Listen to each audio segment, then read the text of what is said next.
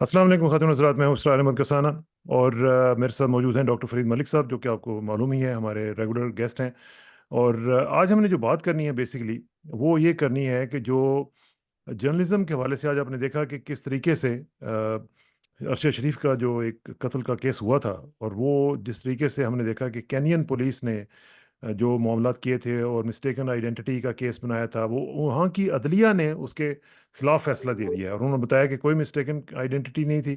और उसके साथ साथ हम देख रहे हैं कि पाकिस्तान की जो अदलिया है, वो बिल्कुल इसमें खामोश है। और वो एक जो उनके यहाँ एक एप्लीकेशन पड़ी हुई है उनकी वालदा की, अरशद शरीफ की, वो वहीं पे वहीं की वहीं पड़ी हुई है, कुछ भी नहीं वो कर रहे उसके बारे में, काजी फायज ईसा साहब और बाकी लोग भी जो है इस मामले में कुछ नहीं कर रहे। इसमें जो सबसे बड़ा जो मसला है वो ये है कि हमारी सहाफ़त जो है वो कहाँ पे खड़ी हुई है, उसको क्या हो चुका हुआ है। और वो बिल्कुल इस मामले में एक बाई पार्टीजन होने की बजाय बहुत ही ज़्यादा पार्टीजनशिप का शिकार नज़र आ रही है। साथ ही साथ हम देख रहे हैं कि जो अदलिया के मामलात हैं उसमें जस्टिस तारिक महमूद जहांगीरी साहब जो हैं, उनको टारगेट किया जा रहा है। और ये मामलात किधर जा रहे हैं, ज़रा डॉक्टर साहब से पूछें। डॉक्टर साहब अस्सलाम वालेकुम जी। वालेकुम अस्सलाम जी। वालेकुम बहुत शुक्रिया डॉक्टर साहब। ये जो सूरत हाल आप देख रहे हैं, ये यानी देखें, एक पाकिस्तान में एक बहुत बड़ा सहाफ़ी, उसका कत्ल हो जाता है केनिया में जाके, और उसको इंसाफ जो है वो अभी तक एज सच पाकिस्तान ने तो दिया नहीं है। वहाँ पे केनिया की अदालत आज बोल उठी है, और वो उन्होंने कहा जी कि ये सारे का सारा केस जो था वो मिस्टेकन आइडेंटिटी का जो गलत बनाया गया था, ये इसको अब ठीक किया जाए। और दूसरा ये है कि कॉम्पनसेशन दी जाए अरशद शरीफ की फैमिली को। क्या कहेंगे जी इस हवाले से आप? देखें जी, फर्क ये है कि कीनिया में people's power has overtaken the state power. Hmm. तो जो बदमाशी स्टेट की कीनिया में चली आ रही थी, पिछले जो इवेंट्स हुए हैं कीनिया में, उन्होंने उसको टेक ओवर कर लिया। अब Kenyan state to some extent बदमाश नहीं रही। अनफॉर्चुनेटली हमारे यहाँ ये ट्रांजिशन जो है, खासतौर पर पंजाब में, ये नहीं हुई। अभी भी ये हम एक ट्रांजिशन में हैं, अदलिया भी ट्रांजिशन में है, और पंजाब की जो एडमिनिस्ट्रेशन और पुलिस है खास तौर पे, वो भी ट्रांजिशन में है। आज़ादी की तरफ हम जा रहे हैं, तो we are in a transition. तो हम्म। मेरा ख्याल है अदलिया का भी एक स्ट्रगल है, जो वो कर रहे हैं, पाकिस्तान में करने की कोशिश कर रहे हैं, और आप देख रहे हैं उसमें बेशुमार रुकावटें हैं। जी। आईनी रुकावटें क्रिएट की जा रही हैं, मुख्तलिफ किस्म के लॉज पास किए जा रहे हैं, एजेंसीज को इजाजत दी जा रही है कि लोगों के फोन टैप करें। देखे ना, हम्म। उनके मतलब एक अजीबो गरीब 21वीं सदी में अनहर्ड ऑफ चीजें हैं, बिकॉज ये दिस शोज डेस्परेशन, ताकि हाँ। ये जो एक आजादी का जो कारवां है उसको रोका जाए। तो जो पीपल्स पावर केनिया में लोगों ने उस जिसका इजहार कर दिया है, वो पाकिस्तान में अभी तक नहीं हुआ, and we are at the threshold. और वो इजहार जो है, वो बैलेट इज नॉट इनफ। ये जो 8 फरवरी का बैलेट था, that is not enough. Hmm. We need to show this strength on the streets of Pakistan also, जो अभी तक हमने शो नहीं किया। मैं ये लेकिन डॉक्टर समझता साहब, हमारी जो सहाफ़त है, उसको भी आप देखें ना, कि बजाय इसके कि उसकी अरशद शरीफ की फैमिली के साथ खड़े होते, बजाय उसके हूँ। कि उसका केस लड़ते पूरे पाकिस्तान में और बाहर भी, वो हमने देखा कि बहुत ही ज़्यादा पार्टिजनशिप उसमें नज़र आ रही है। उनके अपने मफादात कुछ लगता है कि ऐसे हैं, कुछ उनकी स्टेक्स इस तरह की हैं, कुछ लोग तो उनको प्रेस्टिट्यूट्स भी कई लोगों को कहते हैं। तो ये जो सूरत हाल है, इसमें हमारी सहाफ़त जो है वो कहाँ पे खड़ी हुई है जी? सहाफत का बुरा रोल है जी। अब जो सहाफी भी जो हैं, वो वो उस तरह के सहाफी नहीं रहे। वो भी अब बिजनेसमैन बन गए हैं, बिजनेस एम्पायर्स का हिस्सा बन गए हैं। कल मुझे इत्तेफाक हुआ, कुछ स्टूडेंट से मीडिया के, वो उनसे मुलाकात हुई, तो मैंने उनको यही कहा, मैंने कहा मीडिया में जब आप आ रहे हैं बच्चों, तो याद रखना कि ऑनेस्टी, इंटेग्रिटी से जो है, ये बड़ी इंपॉर्टेंट है। तो वो बेचारे मेरी बातें उन्होंने सुन ली, हम्म। मगर हम हमारा जो मीडिया भी है ना, वो भी अब एक बिजनेस बन चुका है, एक बिजनेस एम्पायर बन चुका है। हम्म। और अगर आप देखें, तो बड़े बड़े जो मीडिया हाउसेज हैं, वो भी बिजनेसेस हैं, उनके भी इंटरेस्ट हैं। एब्सोल्युटली। ठीक। एब्सोल्युटली। तो वो जो था ना, एक बेबाक सहाफत, वो नवाए हाँ। वक्त किसी जमाने में था बेबाक, सी वो लिखा करता था, या पाकिस्तान टाइम्स था, वो मियां इफ्तिखारुद्दीन के जमाने में वो बेबाक था। तो वो बेबाक सहाफत, वो अब खत्म हो गई है। और nobody wants to suffer ना। सी, हमने अपनी ख्वाहिशात अपनी इतनी बढ़ा ली हैं कि कोई सफर करने के लिए तैयार नहीं है, कोई अपने एसी का बटन ऑफ करने के लिए तैयार नहीं है। तैयार नहीं सी, है, हाँ। दिस इज ये व्हाट हैज ये हैपेंड। यही जो चीज़ है डॉक्टर साहब, इसी से आज मेरा बड़ा दिल ख़राब हुआ कि हमारी जो सहाफ़त है वो कहाँ पे खड़ी हुई है। और हम लोग किधर जा रहे हैं, क्योंकि मुझे ये यकीन है कि हकीकी आज़ादी की जो हम बात करते हैं, हकीकी आज़ादी हकीकी सहाफ़त के बगैर हो ही नहीं सकती। तो जी मैंने चूँकि मेरा ज़िंदगी का सारा जो एक कैपिटल है वो इसी इसी चीज़ में गुज़रा है।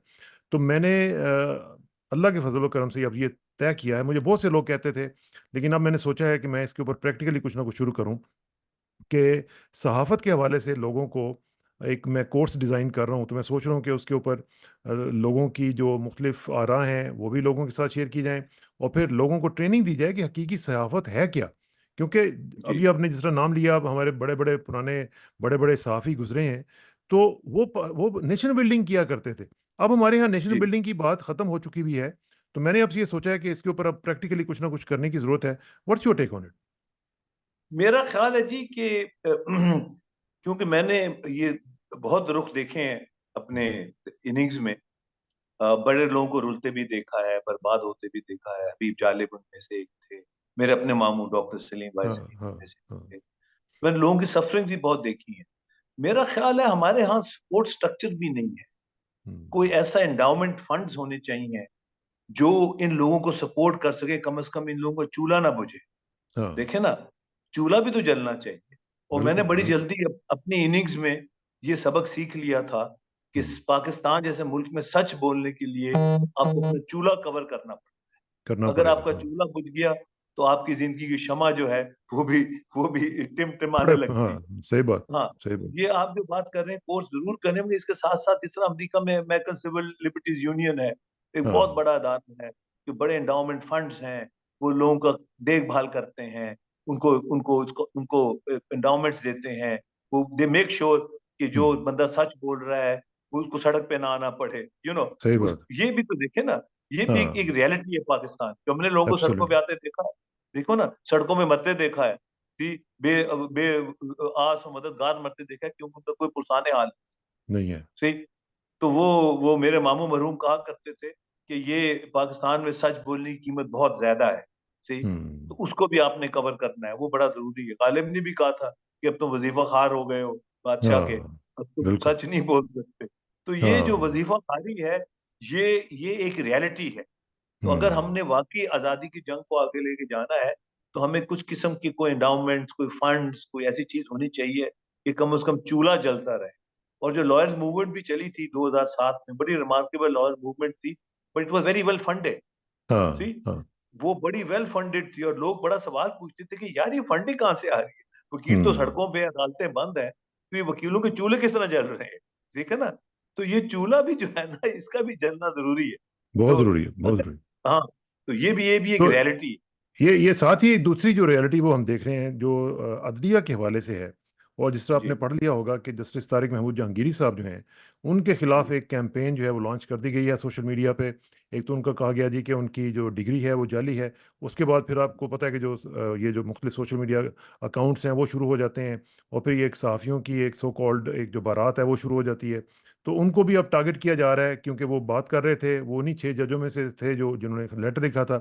तो ये जो सूरत हाल है, आज उन्होंने बुला लिया है, और वैसे भी आज ट्रिब्यूनल के केसेस भी उनके पास हैं जो इस्लामाबाद की सीटें हैं। तो ये जो जब भी मर्जी करते हैं, जब किसी को कोई बोलता है तो उसके खिलाफ कैंपेन शुरू हो जाती है। ये जो अदलिया को टारगेट करने वाली बातें हैं, ये कहाँ पे लेके जाएंगी हमें? देखिए जी, अभी उन्होंने भुट्टो साहब के केस का भी उन्होंने फैसला लिखा है, और उन्होंने ये लिखा है कि ये बिल्कुल गलत था वो सारा मुकदमा। और इसी तरह की कैंपेन चलाई गई थी जस्टिस अफजल शाह के खिलाफ, कि जो उनकी मैट्रिक की जो डिग्री है वो ठीक हाँ, नहीं थी। तो उन बेचारों को अपनी जान बचाने के लिए मुल्क छोड़ना पड़ा, और वो बाहर ही हाँ, रहे। फिर उनके वो जिंदा वापस नहीं आए पाकिस्तान। तो ये कोई नई चीज नहीं है। हुँ, हमारे यहाँ, जिस तरह मैंने आपको कहा, सच बोलने की बहुत बड़ी कीमत अदा करनी पड़ती है। सही देखे ना, बात। या तो जस्टिस ए आर कॉर्निलियस की तरह हो, फ्लैटिस होटल के एक कमरे में रह रहे हो, तो फिर तो आप सच भी बोल सकते हैं, सब कुछ कर हाँ, सकते हैं। तो वो पंजाबी में कहते हैं सूली ते चढ़ना पैंदा है। तो वाकई हाँ, हमारे यहाँ सच बोलने के लिए अगर तो सूली पे चढ़ना पड़ता है। देखें, अब दो ही चीजें हैं, या आप सूली पे चढ़ने के लिए तैयार हो जाएं, या अपना कम से कम अपने घर का चूल्हा, बाल बच्चों का चूल्हा जलाने के काबिल हो, तो फिर आप हाँ। सच बोल सकते हैं पाकिस्तान में। वरना सच की कीमत बहुत है। और लेकिन डॉक्टर वो साहब, ये जो हमारी अदलिया है, ये अब जी इस तरह के प्रेशर में कैसे काम कर सकती है, जहाँ पे आपको पता हो कि हर हम्म, एजेंसी जो है, हर बंदा जो उनके खिलाफ है, वो कैसे जी फैसले देंगे और किस तरीके से देंगे? ये भी तो एक क्वेश्चन है ना जी। देखें जी, इस वक्त तो एक शो डाउन की सूरत हाल है, एक शो डाउन है। हम्म, अब ये देखना है कि इस शो डाउन में से क्या निकलता है। देखें ना, अब जो बिजनेस एज यूजुअल है वो नहीं हो सकता। से अब हर चीज जो है वो टेबल पे आ गई है। सब लोग जो है वो उनके उनके उनको लोगों को नजर आ गई है असलियत, कपड़े सबके उतर गए हैं। सी तो अब एक शो डाउन की सूरत हाल है। अब ये देखना है इस शो डाउन का आखिरी ये नतीजा क्या होगा। सी हम्म, अब महकूमी की जिंदगी लोगों ने रिजेक्ट कर दी। सी अब आजकल बड़ा शोर मचा हुआ है कि जो आईपीपी के कॉन्ट्रैक्ट जो है वो कैंसिल हाँ, करें। ठीक है ना, हाँ, हम मुल्क डुबो रहे हैं, आईपीपी कॉन्ट्रैक्ट हम नहीं कैंसिल कर सकते। मतलब हम किस किस्म का मतलब निजाम हमने क्रिएट किया, किस किस्म के हमने वो सांचे और जकड़ दिया मुल्क को कि हम निकल ही नहीं सकते इसमें से। देखो ना, कोई पूछने वाला नहीं है। उन्होंने वो ऑरेंज ट्रेन चलाई हुई है यहाँ, जो अपने बिजली का बिल भी नहीं दे सकती, और कर्जे पे लेके और सीपैक के अंडर उसको लाके एक ऑरेंज ट्रेन चला दी है लाहौर में। सी मतलब ये चीजें जो होनी चाहिए, मगर अगर आप अफोर्ड कर सकते हैं, ये एक हम्म, इर्तकाई सफर होता है। आप बसें बंद करके और आप एयर कंडीशन ट्रेनें चला रहे हैं, पैसे आपके पास है नहीं।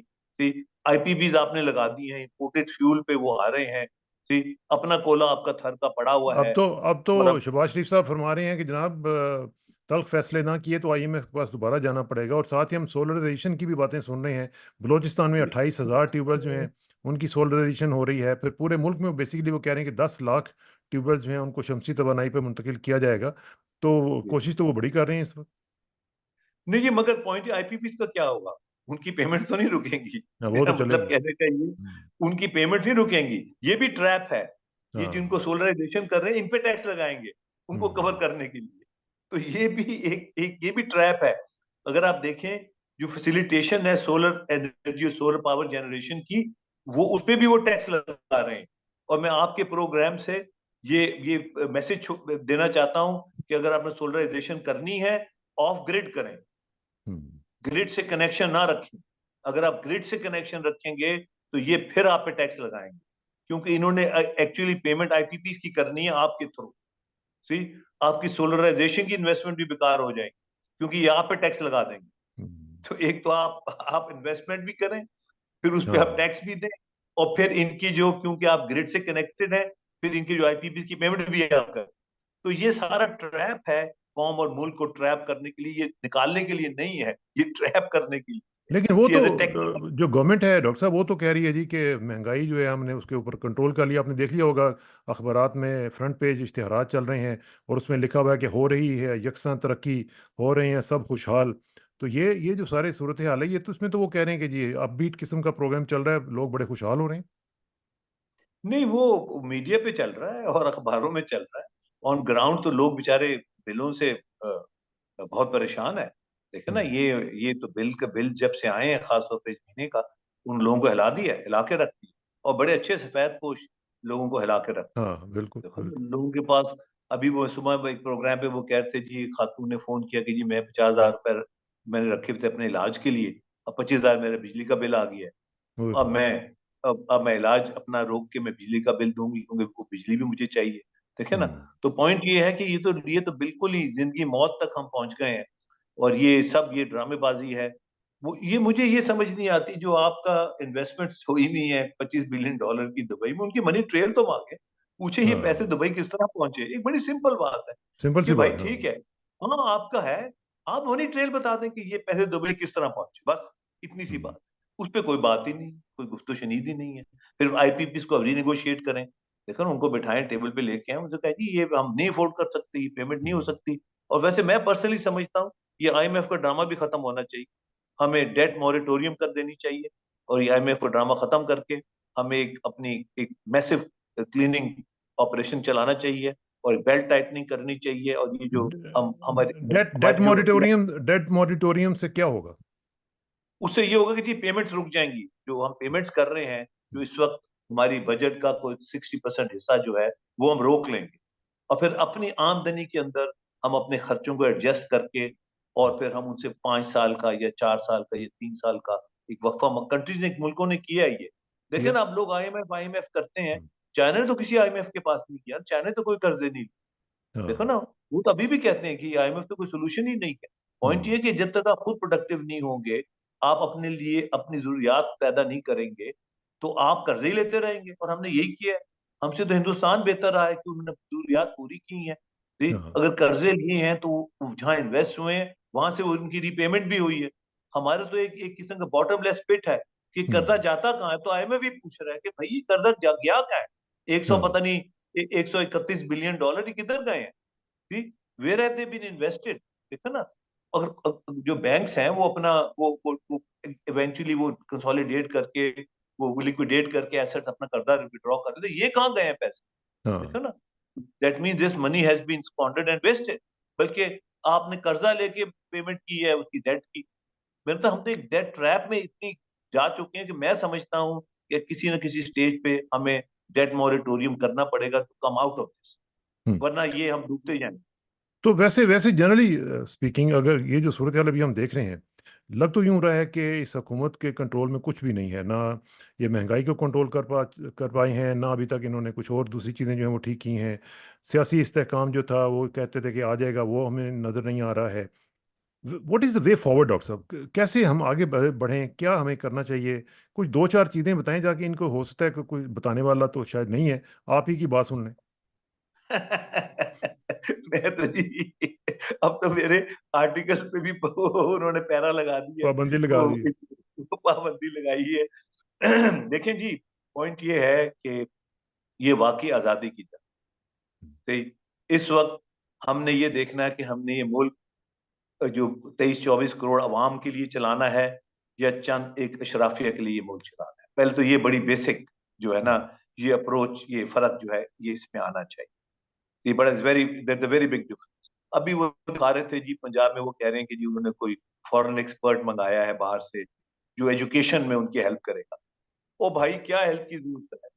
आप सब स्कूल के जो बच्चे हैं 5 साल के लिए, उनके लिए स्पेस क्रिएट करें, ताकि वो बस। स्कूल में बैठेंगे, उनके लिए जगह हो, उनको किताबें उनके हाथ में पकड़ाएं। आपका जो जो प्राइमरी यूनिवर्सल कवरेज हो जाएगी, आप एक ट्रैक पे चल पड़ेंगे। ट्रैक पे आने के लिए कोई तैयार नहीं। देखे हम्म। ना, ये इसलिए ट्रैक पे आने के लिए तैयार नहीं है कि इनके जाती मफादात है, वेस्टेड हाँ। इंटरेस्ट है। सी, इसलिए उस पे ट्रैक पे आने के लिए तैयार नहीं है। आपने बच्चों को पढ़ाना है तो आपको फॉरेन एक्सपर्ट्स की जरूरत नहीं है। यू डोंट नीड बिल्कुल। समबडी फ्रॉम इंग्लैंड या अमेरिका टू आपको बताए। सी, चाइना ने तो किसी को नहीं फॉरेन एक्सपर्ट को बुलाया था, उन्होंने खुद बैठ के देखा जी हमने बच्चों को किस तरह पढ़ाना है, ठीक, बच्चों को पढ़ा दिया उन्होंने। इसी तरह हमारे हर चीज में ये सब ट्रैप्स हैं, ये वो ट्रक की बत्ती के पीछे लगाने वाली बातें हैं। वे फॉरवर्ड ये है कि आपके मुल्क जब तक आइन और कानून और इलेक्शन के जरिए मुल्क नहीं चलेगा, this country has no future. अब आप देख हम्म। लेना, यूके में चेंज आ गया, उन्होंने बिल्कुल। वोट के बैलेट के जरिए वो चेंज ले आए। होपफुली अमेरिका में भी बैलेट के जरिए चेंज आ जाएगा। हम बैलेट को भी नहीं मानते, ठीक, और हम ये समझते हैं कि अकले कुल हैं वो लोग जो अंग्रेज की बकाया जात हैं, जो छोड़े में हैं, जो उनके आगे चमचे हैं, वो अकले कुल हैं। हाँ। वो कहते हैं हाँ जी हम आपको हुकूमत दे देंगे, मगर आपने किसी पे हिसाब नहीं लेना। ओ भाई, हिसाब नहीं लेंगे तो हमारा दौलतें जो लूटी भी है, जो गई भी है, वो वो किस तो तरह चलेगी आगे बात? देखे ना, ठीक बात। पॉइंट ये थे, हिसाब तो हमने लेना है। जो 131 या 30 बिलियन डॉलर का करता है, उन्हें वापस नहीं करना। वापस तभी करेंगे, हम हिसाब लेंगे पैसे गए कहाँ है। हिसाब लेंगे। तो हाँ। मेरे कहने का मतलब है एक एक कोर्स करेक्शन की जरूरत थी। मगर मुझे डर ये लग रहा है कि अभी तक हमें भी, जो जो इक़्तिदार में लोग हैं, जो पावर में लोग हैं, वो ये नहीं समझ रहे कि ये छोटी मोटी बात नहीं है, ये मेजर कोर्स करेक्शन की बात है। और मैं आगे एक कॉन्फ्लिक्ट देख रहा हूँ कि अगर ये बात सब टेबल पे ना बैठे और उन्होंने एक रास्ता ना निकाला, अदलिया को एक चांस दिया जा रहा है, अदलिया खुद बेचारी स्ट्रगल कर रही है, अदलिया के एक चांस है, ये अक्टूबर तक होपफुली ये ना जो काजी साहब हैं इनकी टेन्योर खत्म हो जाएगी, फिर अदलिया की एक और जिंदगी मिलेगी होपफुली।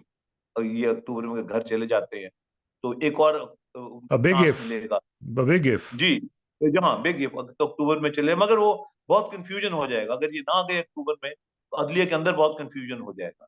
और मैं उम्मीद रख रहा हूँ कि ये चले जाएंगे, क्योंकि अभी और नौकरी भी तलाश कर रहे हैं, जितना डायरेक्टर इंटरनेशनल इस्लामिक यूनिवर्सिटी और इधर उधर ये देख रहे हाँ। हैं। हाँ। तो ये मैं उम्मीद करता हूँ कि ये चले जाएंगे तो फिर एक चांस है। मगर ये there is no going back ना। जो लोग ये समझ रहे हैं कि बिजनेस एज यूजुअल चलता रहेगा, ये फरवरी 8 के इतने ओवरवेलमिंग मैंडेट के बाद चेंज इज इनएविटेबल। इनएविटेबल। ये तो अब रुक नहीं सकता तालिबान आजादी। तो इस सूरत हाल में जो इमरान खान साहब हैं, वो उनका मुस्तकबिल आपको क्या नज़र आ रहा है? क्या उनको रिहाई नसीब होगी, या अभी हम देख रहे हैं कि पीटीआई भी उस तरह उनकी रिहाई के लिए कुछ भी नहीं कर पाई? अभी आपने देखा जैसे जलसे के हवाले से पोस्टपोन कर दिया अचानक ही उन्होंने बगैर कुछ किए हुए। तो लगता यूँ है कि उनके अंदर भी वो जान नहीं है, वो जो लीडरशिप है कि वो कुछ कर सके, बल्कि सो मच सो आप देखें कि डॉक्टर यास्मीन राशिद ने कह दिया कि मुझे 2 दिन के लिए बाहर जाने थे, मैं इनको जलसे करके दिखाऊं। तो ये हालत होगी भी है।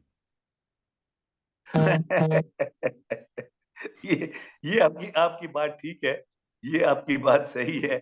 ये यास्मीन राशिद जो है वो बहुत बड़ी पॉलिटिकल एक्टिविस्ट हैं, बहुत बड़ी लीडर है। ये पंजाब का ये मसला है। देखिए हम्म। ना, पंजाब में पीटीआई के पास वो स्ट्रीट पावर नहीं है जो आपको चाहिए होती है लोग मोबिलाइज करके बाहर निकालने में।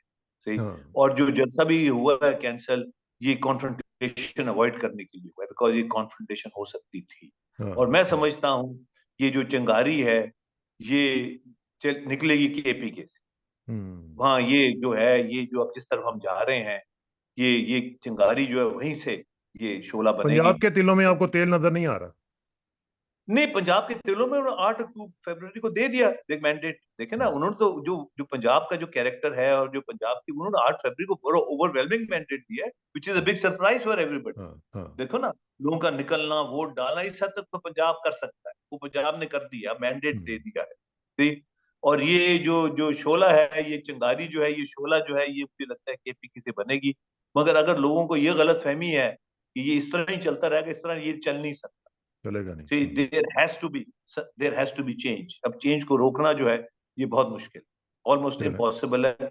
मुझे ये नजर नहीं आता। चलें, इसके ऊपर गुफ्तगू का सिलसिला जारी रखेंगे। डॉक्टर साहब, बहुत बहुत शुक्रिया। जल्दी मुलाकात होगी जी इंशाल्लाह। Thank you very much. अस्सलाम वालेकुम। आप कुछ कहना हाँ, चाह तो रहे ये हैं? कोर्स करेक्शन, ये इस हम्म। वक्त कोर्स करेक्शन का है। हम्म। और ये ठीक। ये इस वक्त और लोगों को रीड करना चाहिए कि ये हालात हम किस तरफ ले जा रहे हैं। ये दबा ठीक है। नहीं सकते आप इस मूवमेंट को। ये ओवरवेलमिंग मैंडेट है। Hmm. This hmm. Has to produce results. इंशाल्लाह इंशाल्लाह। Thank you very much doctor साहब। Thank you ji.